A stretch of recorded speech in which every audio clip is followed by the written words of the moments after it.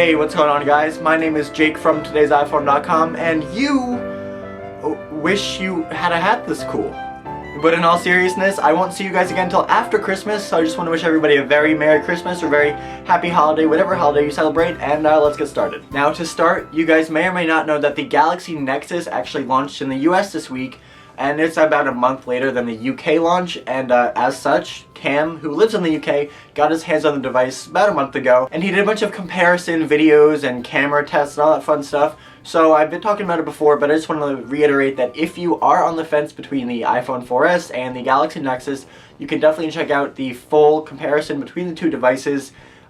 Links in the description down below. Alright, moving on to some iPad rumors. This week, DigiTimes put out an article that said that Apple is working on a 7.85-inch iPad to be sold alongside the normal 9.7-inch device. They cite sources close to the supply chain of Apple or whatever, but DigiTimes has a pretty horrible record with these rumors. They're always spewing out like things that people want to hear, but not really things that make any sort of sense.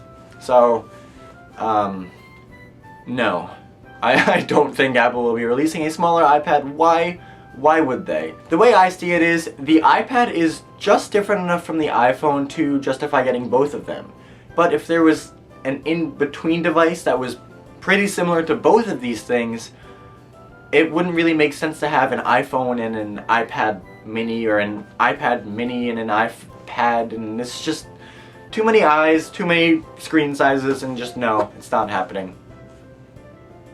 God, I'm such a Grinch. Moving on to jailbreak news, just to give you guys a quick update, the jailbreak that we looked at last week, which was untethered for iOS 5 devices, the developer behind that hack, a guy named Pod2G, has been able to get that jailbreak working on every device equipped with an A4 processor, which means the iPhone 4, the iPod Touch 4th gen, and the first generation iPhone, and it also works on the 3rd generation iPod Touch and the iPhone 3GS. But unfortunately, there's still no release date, and there's still no support for the iPad 2 and the iPhone 4S, both of which are rocking the A5 chip, which is presenting a few more problems. But hold tight, it really is only a matter of time, and in the long run, it's probably a good idea for them to wait to release this hack until after Apple updates iOS 5 devices, because they're going to do that pretty soon because of the battery stuff, and we don't want them to be patching any security flaws that could disable this jailbreak.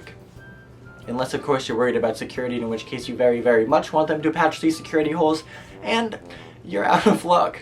Next, I just want to highlight a quick story about a guy named Jan Michael Cart, or it may be Jan Michael Cart, there's really no way of knowing, but he's a guy that develops and designs like concepts for iOS. He did a really cool notification widget concept, he did app switching concepts, and you know, all the videos are on his YouTube channel, so you can check those out, link below.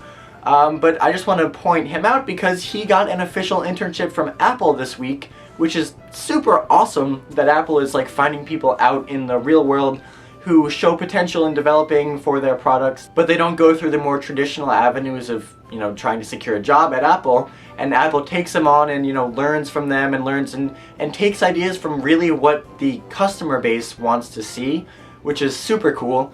We saw this a couple months ago with Peter Hodges, the guy behind Mobile Notifier, a jailbreak application. So yeah, I just want to let you guys know that this is happening, and it's cool, and if Apple incorporates just like half of what this guy does with the widgets in the notification center, I will be beyond happy. Why can I only have a weather and stocks widget? There's so much space there, and I don't even use the stocks! Next, iOS 5.1 Beta 2 was released this week to developers, so if you're registered with Apple as a developer, you should go download it if you haven't already done so, and, you know, test it out.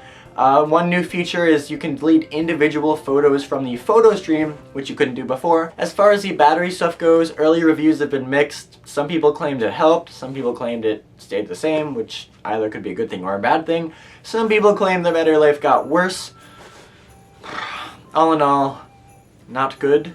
Okay, and finally, if you don't already know, Cam performed a very interesting experiment this week where he went 5 days with no computer access at all. He tried to do everything that he can do on a computer on his iPad. He did like a report update every day about how the experiment was going, and then on the last day he posted his final thoughts and his conclusions. I won't give it away, but I will say that I am surprised at the outcome. So if you're interested, you know, maybe you're thinking about getting a laptop or maybe an iPad for work and you want to see how the two compare, it's definitely worth taking a look at. Okay, well that's all the big news for this week, guys. Thank you very much for watching. Before we go, I want to leave you with a question of the day, and that is, would you buy a smaller 7.85-inch iPad?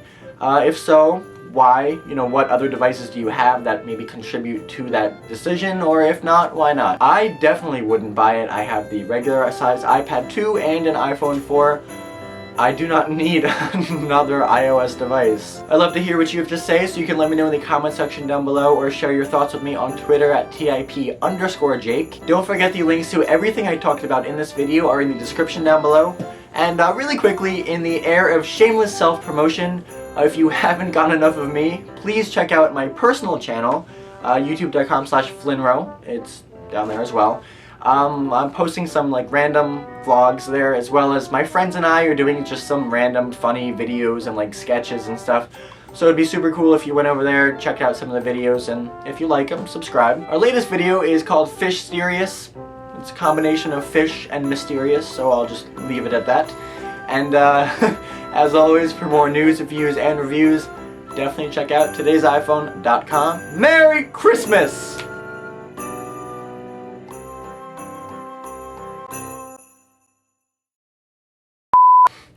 My mom's texting me about American Horror Story. Have you seen that show? It is insane. Watch it.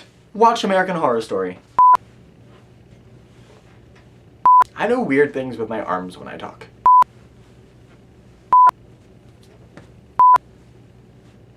Merry Christmas! Ho ho ho! Merry Christmas! Merry Christmas! Merry